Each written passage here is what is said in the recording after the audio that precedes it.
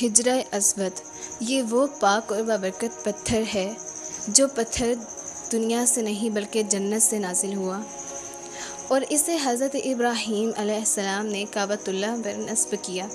یہ وہ پاک اور بابرکت پتھر ہے جس کا اتنی حدیثوں میں بہت خوبصورت ذکر ہے کہ ناظرین، اس کا اصل راز کیا ہے، کس طرح یہ اتنا سفید تھا اور آج یہ بالکل سیاہ ہو گیا ہے، بالکل کالا ہو گیا ہے۔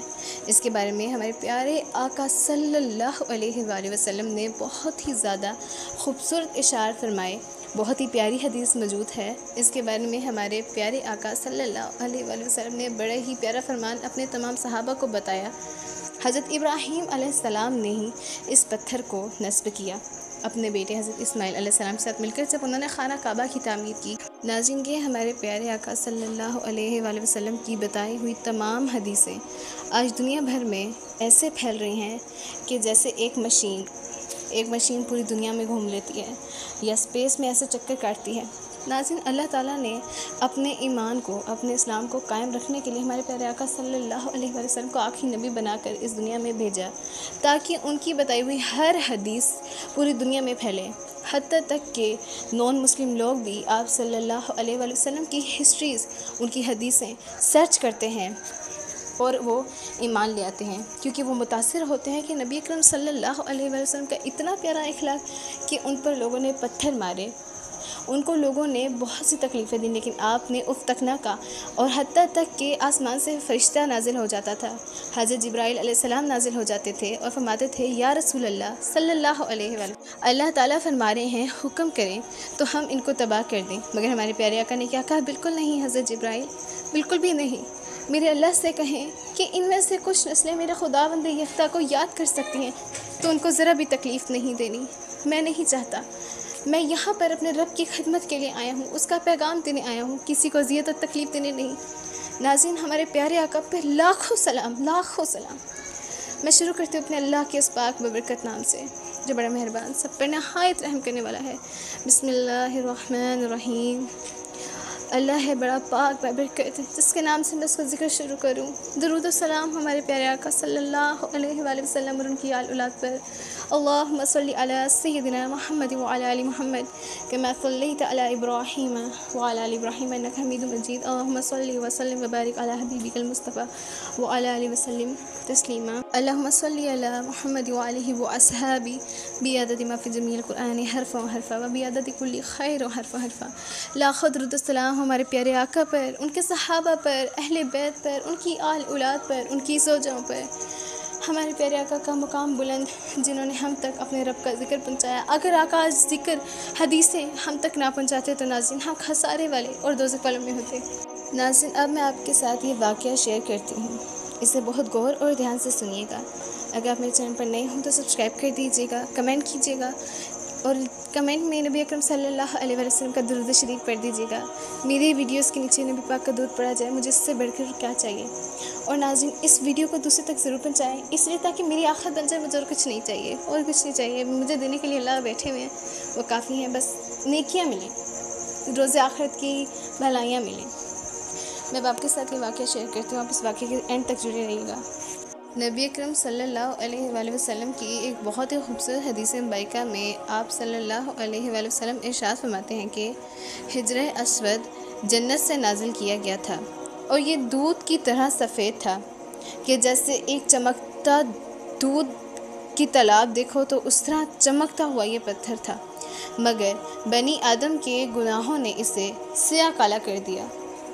جب حضرت ابراہیم علیہ السلام اور حضرت اسماعیل علیہ السلام کعبۃ اللہ کی بنیاد اٹھا رہے تھے تو انہوں نے اللہ تعالیٰ کے حکم سے ہجرہ اسود کو بھی کعبۃ اللہ کے اوپر نصب کر دیا، کیونکہ انہوں نے اپنے اللہ کے حکم سے ہی اللہ کا گھر تعمیر کیا، اور اللہ تبارک و تعالیٰ کے حکم سے ہی ہجرہ اسود کو اس میں نصب کیا۔ اور آج کل کائنات اللہ کے گھر جب طواف کرنے آتے ہیں، عمرہ کرنے آتے ہیں، تو اس سے چوم کر ضرور جاتے ہیں تاکہ ان کے تمام گناہ معاف ہو جائیں۔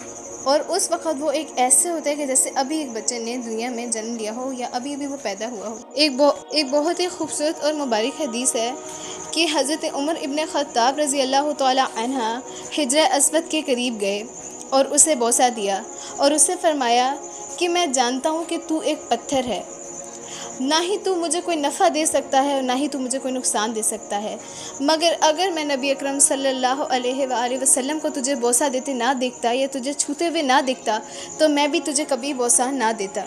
یہ حضرت عمر ابن خطاب رضی اللہ تعالیٰ عنہ کی عقیدہ تھا، اس کا اظہار تھا کہ پتھر انسان کو نہ ہی نفع دے سکتے ہیں نہ ہی نقصان، اور پتھر انسان کو نفع دینا یا نقصان دینے کا مالک نہیں بلکہ اللہ ہے، اور ہم صرف اسی پر ہی عمل کرتے ہیں جو ہمارے پیارے آقا صلی اللہ علیہ وآلہ وسلم کرتے ہیں، یعنی ہم سنت نبی پہ عمل کرتے ہیں۔ اگر آقا صلی اللہ علیہ وآلہ وسلم تجھے بوسہ نہ دیتے تو شاید ہی میں نہ دیتا۔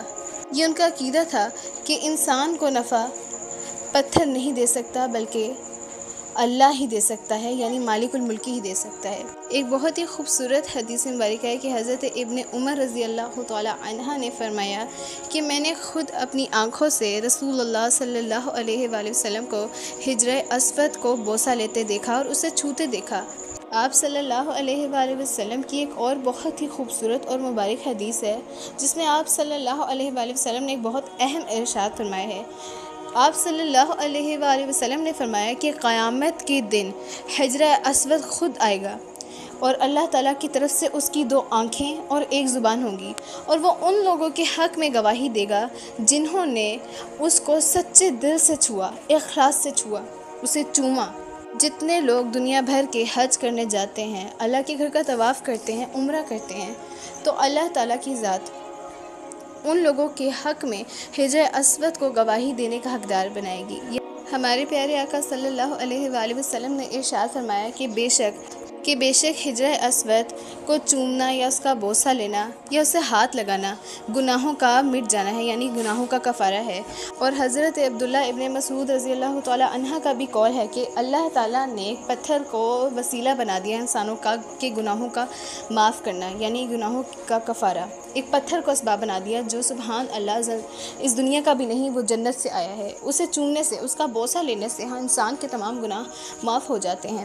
ناظرین، دراصل اس کو چومنے سے بھی ہو جاتے ہیں اور اللہ کے گھر کا طواف کرنے سے بھی انسان کے گناہ معاف ہو جاتے ہیں۔ اللہ تعالیٰ نے بہت سے اسباب بنائے ہیں، جیسے استغفر اللہ کی ایک تسبیح بنائی۔ استغفر اللہ کا معنی ہے کہ اے میرے پروردگار، میں اپنے رب سے بخشش طلب کرتا ہوں۔ اللہ نے اس ذکر کو ایک اسباب بنایا کہ ہم اپنے رب سے توبہ ذکر کر سکیں، اللہ تعالیٰ سے اس کے ذریعے معافی طلب کر سکتے ہیں۔ اسی طرح اللہ تعالیٰ نے ذکر بنائے، اس ذکر سے اللہ تعالیٰ کی طرف پہنچا جائے۔ ہمیں کچھ چیز چاہیے تو نبی پاک فرماتے ہیں اللہ سے اگر درپیش کوئی حاجت ہو تو 2 رکعت نماز صلاۃ حاجت ادا کی جائے۔ نفل اس طرح پڑھے جائیں کہ پہلی رکعت میں سورہ فاتحہ کے بعد 3 مرتبہ آیت الکرسی، پھر سورہ فاتحہ کے بعد ایک بار سورہ اخلاص اور ایک بار سورہ فلق اور سورہ ناس، پھر اس کے بعد جو کچھ دعا بھی مانگی جائے، یعنی اگر پہاڑ جتنا سونا بھی مانگا جائے تو اللہ رب العزت اسے عطا کر سکتے ہیں۔ اور یہ میں نہیں کہہ رہی، یہ مدینے والے رسول صلی اللہ علیہ وآلہ وسلم نے ہم تک وہ ذکر الہی پہنچایا، یعنی اللہ کا ذکر۔ اللہ تعالیٰ سے ایسے ڈائریکٹ تو بات نہیں نہ ہو سکتی، اللہ سے اسباب ڈھونڈے، وہ اسباب اللہ کے ذکر میں ہیں، نبی مصطفیٰ صلی اللہ علیہ وسلم کا وسیلہ ہے، یہ اسباب ہی ہے نا، اس اسباب کے تھرو ہی اللہ تعالیٰ ہماری دعاؤں کو قبول فرماتے ہیں۔ اور اللہ سے کبھی نا امید نہ ہوں، ڈٹ جائیں۔ نبی پاک نے ایک ارشاد فرمایا کہ مجھے یہ ڈر نہیں ہے کہ میری امت کے پاس پیسے نہیں ہوں گی، یہ روئے گی، یا اس کے پاس کچھ ہوگا نہیں، یا پیسہ نہیں ہوگا، یا کچھ ہوگا، غربت سے روئے گی، ان کا یقین کم ہو جائے گا۔